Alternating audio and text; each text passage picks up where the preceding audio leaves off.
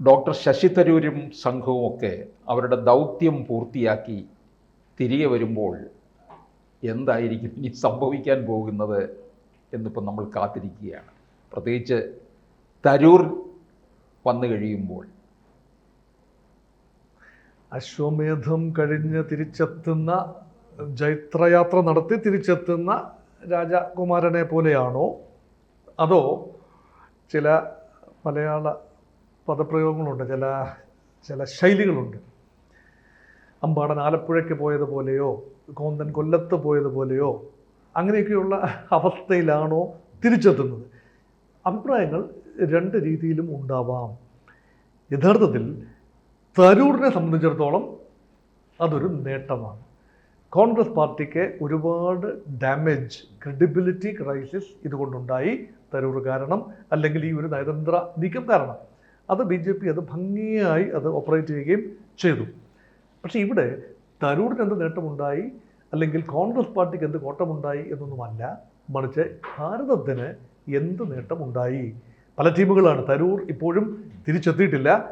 ഇന്ന് നിർണായക ദിവസമാണ്. അമേരിക്കൻ നേതൃത്വവുമായി ജൂൺ 6-ാം തീയതി അമേരിക്കയുടെ രാഷ്ട്രീയ നേതൃത്വവുമായി സംസാരിക്കുന്ന ദിവസമാണ്. അതായത് സെനറ്റേഴ്സ്, ഹൗസ് ഓഫ് റെപ്രസെൻറ്റേറ്റീവ്സിലെ പ്രധാനപ്പെട്ട അംഗങ്ങൾ, അമേരിക്കയുടെ ഒരു തിങ്ക് ടാങ്ക് സംവിധാനം, ഇതൊക്കെ നന്നായി അറിയാവുന്ന ഒരാളാണ്. ദീർഘകാലം ന്യൂയോർക്കിൽ ഉൾപ്പെടെ ഐക്യരാഷ്ട്ര സംഘടനയുടെ ഓഫീസിൽ പ്രവർത്തിച്ച പാരമ്പര്യമുള്ള തരൂരിനെ സംബന്ധിച്ചിടത്തോളം അത് കരതരാമലകമാണ്. ന്യൂയോർക്ക് സംവിധാനം, അല്ലെങ്കിൽ അതിൻ്റെ പവർ പൊളിറ്റിക്സ്. ഇപ്പോൾ അത് വാഷിങ്ടൺ DC-യിലേക്കാണ് നീങ്ങുന്നത്. ന്യൂയോർക്ക് കഴിഞ്ഞ ആഴ്ചയായിരുന്നു. എന്നാൽ മറ്റ് സംഘങ്ങൾ പോയവർ തിരിച്ചെത്തി. അവരിപ്പോൾ കാര്യങ്ങൾ വിശദീകരിക്കുന്ന തിരക്കിലാണ്. അത് കനിമൊഴിയും സംഘവും പാരീസ് യൂറോപ്യൻ പര്യടനം കഴിഞ്ഞ് തിരിച്ചെത്തി. കനിമൊഴി എന്ത് ഭംഗിയായിട്ടാണ് ഇന്ത്യയുടെ ദേശീയതയെക്കുറിച്ച് സ്പെയിനിൽ വെച്ച് മനോഹരമായി സംസാരിച്ചു. എന്താണ് നിങ്ങളുടെ ദേശീയ ഭാഷ എന്ന ചോദ്യത്തിന് കവിയാണ്, പിതാവും കവിയാണ്, കലൈഞ്ചർ അല്ലേ, കലാകാരനും സാഹിത്യകാരനും വാക്കുകൾ കൊണ്ട് അമ്മാനമാടാൻ കഴിയുന്ന കലൈഞ്ചറുടെ പ്രിയപുത്രിയാണ് കനിമൊഴി എന്ന് ഓർക്കണം. അപ്പം കവിത്വം നിറഞ്ഞ വാക്കുകളിൽ പറയുകയാണ്, ഇന്ത്യക്ക് നാനാത്വത്തിൽ ഏകത്വം എന്നൊരു ഭാഷയുണ്ട്, അതാണ് ഇന്ത്യയുടെ ഭാഷ. സാധാരണഗതിയിൽ നമ്മളൊന്ന് പതുങ്ങും. ദേശീയ ഭാഷയായി ഹിന്ദിയും അല്ലെങ്കിൽ ലിംഗ്വ ഫ്രാങ്കായി ഇംഗ്ലീഷും ഒക്കെ അവതരിപ്പിക്കപ്പെടും എന്ന പ്രതീക്ഷയിൽ ചോദിച്ച ചോദ്യത്തിന് തമിഴ്നാട്ടിൽ നിന്ന് വരുന്ന കനിമൊഴിക്ക് പറയാവുന്ന ഏറ്റവും മനോഹരമായ ഉത്തരം. അതുകൊണ്ട് ഇന്ത്യയെ ഷോക്കേസ് ചെയ്യുക. പഹൽഗാം മാത്രമല്ല ഇവിടെ വിഷയം. പഹൽഗാം ഭീകരതയെ തുറന്നു കാട്ടുക. ഇന്ത്യ ഒന്നാണ്. അപ്പം നാനാത്വത്തിൽ ഏകത്വം എന്ന് പറയുമ്പോൾ ഇന്ത്യ ഒന്നാണ്. ആ ഏകത്വം ഉള്ളതുകൊണ്ടാണല്ലോ DMK-കാരിയായ കരുണാനിധി BJP ഉൾപ്പെടെയുള്ള ദേശീയ ജനാധിപത്യ സഖ്യത്തിൻ്റെ ഗവൺമെൻറ് കനിമൊഴി ഉൾപ്പെടെ വിട്ടത്. അതുകൊണ്ടാണല്ലോ. അപ്പോൾ ഇതിനകത്ത് ഒറ്റ വരിയിലെല്ലാം ഉണ്ട്. അപ്പോൾ കനിമൊഴി വലിയ രീതിയിൽ കയ്യടി നേടിയ ഒരാളാണ്. ജോൺ ബ്രിട്ടാസ് കിഴക്കോട്ട് പോയി, ഏറെ കിഴക്കോട്ട് പോയി. അതായത് ഏറെ കിഴക്കെന്ന് പറഞ്ഞാൽ ഫാർ ഈസ്റ്റ്, ജപ്പാൻ, സൂര്യൻ ഉദിക്കുന്ന നാടാണ്. ഉദയസൂര്യൻ്റെ നാട്ടിൽ പോയി. കൊറിയ. ഇന്ത്യക്കൊരു കിഴക്കോട്ട് നോക്കൽ നയമുണ്ടല്ലോ, ലുക്ക് ഈസ്റ്റ് പോളിസി. ഇപ്പോൾ അതിനെ ആക്ട് ഈസ്റ്റ് പോളിസി എന്നാണ് പറയുക. അപ്പോൾ ആ ഒരു പോളിസിയോട് ചേർന്ന് നിൽക്കുന്ന രീതിയിൽ എപ്പോഴും നമ്മൾ പടിഞ്ഞാറേക്ക് നോക്കി ശാക്തിക സമവാക്യങ്ങളിൽ പടിഞ്ഞാറ് നിന്ന് വരുന്ന അഭിപ്രായങ്ങൾക്കായിരുന്നു വില കൊടുത്തിരുന്നത്. ഇനി അങ്ങനല്ല, കിഴക്ക് നിന്നും അവർ കുറച്ചുകൂടെ നിഷ്പക്ഷമായി കാര്യങ്ങൾ കാണുകയാണ്. ഒരു സിവിലൈസേഷണൽ ടാഗ് ഇല്ലാതെ തന്നെ ഒരു നിഷ്പക്ഷമായി കാണുകയാണ്. പ്രത്യേകിച്ച് ഇസ്ലാമിക രാജ്യങ്ങളിൽ നിന്ന് കടന്നു വരുന്ന ത്രെട്ട് ഉൾപ്പെടെ അവർ ന്യൂട്രലായി അവർക്ക് കാണാൻ കഴിയും. മെറിറ്റ് ദ ഇഷ്യൂ കാണാൻ കഴിയുന്ന രാജ്യങ്ങളാണ് Korea, Japan, south Korea, Japan, അങ്ങനെയുള്ള കിഴക്കൻ ഇന്തോനേഷ്യ, അങ്ങനെയുള്ള രാജ്യങ്ങൾ. അവിടെ നടത്തിയ ആ ഒരു ബ്രിട്ടാസിന സംഘം വളരെ നല്ല രീതിയിലാണ് അത് മുന്നോട്ട് പോയത്. നോർത്ത് ആഫ്രിക്ക ഉൾപ്പെടെയുള്ള രാജ്യങ്ങളിലേക്ക് പോയത് നമ്മുടെ E.T. മുഹമ്മദ് ബഷീറിന്റെ സംഘമാണ് അല്ലേ. മുസ്ലിം ലീഗ് റിയാദിൽ സംസാരിച്ചു. എനിക്ക് തോന്നുന്നത് നോർത്ത് ആഫ്രിക്കൻ രാജ്യങ്ങളിൽ, ഈജിപ്ത് ഉൾപ്പെടെയുള്ള, ഹൈദരാബാദിലെ MP ഒവൈസി അൾജീരിയയിൽ പോയി. ഒവൈസിയെ സംബന്ധിച്ചിടത്തോളം നോക്കൂ, BJP-യെ എത്രത്തോളം ആഴത്തിൽ എതിർക്കാമോ ആ BJP വിരുദ്ധതയുടെ മുഖമാണ്, മുസ്ലിം മുഖമാണ് ഇന്ത്യയിൽ ഒവൈസിയുടെ പാർട്ടി ചെറുതായിരിക്കാം, പക്ഷേ തെല്ലട പോലും ബി ജെ പിക്ക് അനുകൂലമാകാത്ത രീതിയിൽ ആത്യന്തികമായി അത് ബി ജെ പിക്ക് ഗുണം ചെയ്യും എന്ന് പറയും. മതനിരപേക്ഷ വോട്ടുകൾ ഭിന്നിച്ചു പോകും എന്ന് പറയും. ഒവൈസിയുടെ സ്ഥാനാർത്ഥി വരുമ്പോൾ, MIM-ന്റെ സ്ഥാനാർത്ഥി മത്സരിക്കുമ്പോൾ ഇന്ത്യ മുന്നണിക്ക് ലഭിക്കാവുന്ന വോട്ടുകൾ ഒവൈസിയിലേക്ക് മാറുമ്പോൾ ഇന്ത്യ മുന്നണിയും ജയിക്കില്ല, ഒവൈസിയുടെ പാർട്ടിയും ജയിക്കില്ല.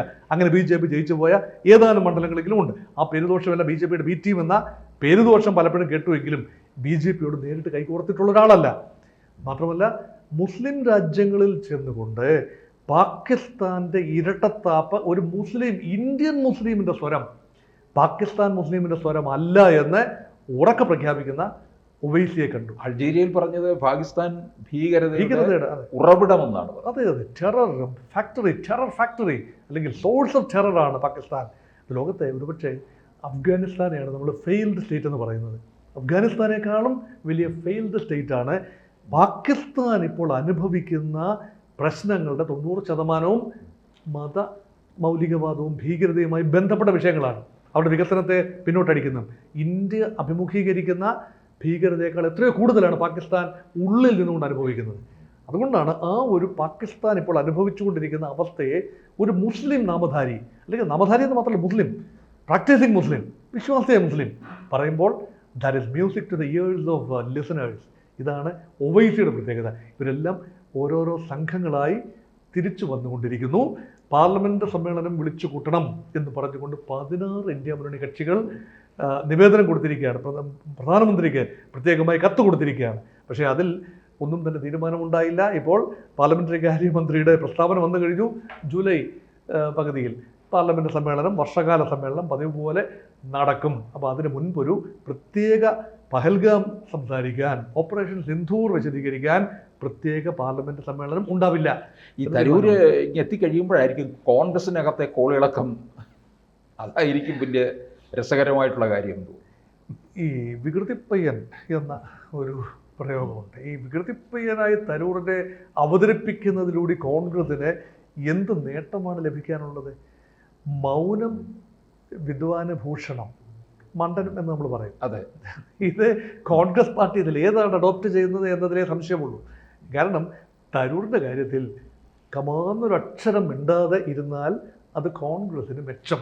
കാരണം വാക്തോരണയിൽ ഇപ്പോഴത്തെ നിലയിൽ തരൂറിനെ വെല്ലാനുള്ള വൈഭവം ഇന്ത്യക്കുള്ളിലെ കോൺഗ്രസ് പാർട്ടിക്കുള്ളിലില്ല. പിന്നെ ഉള്ളത് വാക്തോരണെ മാറ്റി നിർത്തിക്കൊണ്ട് കണ്ടന്റ്, അല്ലേ, കാമ്പുള്ള വാദഗതികളിലൂടെ തരൂറിനെ പിച്ച് ചീന്താൻ കഴിയണം. ദേശീയതയുടെ കാര്യം വരുമ്പോൾ എന്ത് കാമ്പുള്ള വാദഗതിയാണുള്ളത്? ഇന്ത്യ എന്ന രാജ്യത്തെ ഭംഗിയായി റെപ്രസെൻ്റ് ചെയ്ത് ഇല്ല തരൂർ എന്ന് പറയാനാവുമോ? തരൂരിനേക്കാൾ ഭംഗിയായി മറ്റാർക്ക് ചെയ്യാനാവും? കോൺഗ്രസ് പാർട്ടിക്ക് ഒരു പേര് നിർദ്ദേശിക്കാനാവുമോ? നിഷ്പക്ഷമായി തരൂറിനേക്കാൾ മെച്ചപ്പെട്ട ഒരു പേര് ബി ജെ പിക്കുള്ളിൽ നിന്നോ കോൺഗ്രസിനുള്ളിൽ നിന്നോ ഇന്ത്യക്കുള്ളിൽ നിന്നോ നിർദ്ദേശിക്കാനാവില്ല. അത് ലോകപരിചയം വേണം. ഇത് ആര് പറയുന്നു എന്നുള്ളത്, എന്തു പറയുന്നു എന്നുള്ളത് മാത്രമല്ല, നയതന്ത്രത്തിൽ എന്തു പറയുന്നു എന്നത് പ്രധാനമാണ്. അതേപോലെ ആരിൽ നിന്ന് വരുന്ന വാക്കുകൾ അതും പ്രധാനമാണ്. Tharoor needed no explanation, Tharoor needed no introduction. അപ്പോൾ തരൂരിൽ നിന്നാണ് ഈ വാക്കുകൾ വരുന്നത്. അത് പെട്ടെന്ന് റിസണേറ്റ് ചെയ്യപ്പെടും. അപ്പോൾ അതുകൊണ്ട് ഈ 24 മണിക്കൂറുകൾ വളരെ നിർണായകമാണ്. തരൂർ അവസാന ലാപ്പ് ഓടുകയാണ്. ഒരു മാരത്തോൺ ഓട്ടത്തിൻ്റെ അവസാന ലാപ്പ് വാഷിങ്ടൺ DC ഓടിത്തീർത്തതിന് ശേഷം അടുത്ത ദിവസം തരൂർ നാട്ടിൽ വരുമ്പോൾ നടത്തുന്ന പ്രസ്താവനകളിലേക്കാണ്. കോൺഗ്രസ് അതിനോട് എങ്ങനെ പ്രതികരിക്കും, ഗവൺമെൻറ് ഓഫ് ഇന്ത്യ എന്താണ് കരുതി വച്ചിരിക്കുന്നത്, ഇതെല്ലാം തന്നെയാണ് പ്രധാനമായി ചർച്ചാ വിഷയമായി വരുന്നത്. കൂടുതൽ വാർത്തകളും വിശേഷങ്ങളും നിങ്ങളിലേക്ക് എത്താൻ ABC മലയാളം സബ്സ്ക്രൈബ് ചെയ്യുക, ബെൽ ബട്ടണും അമർത്തുക.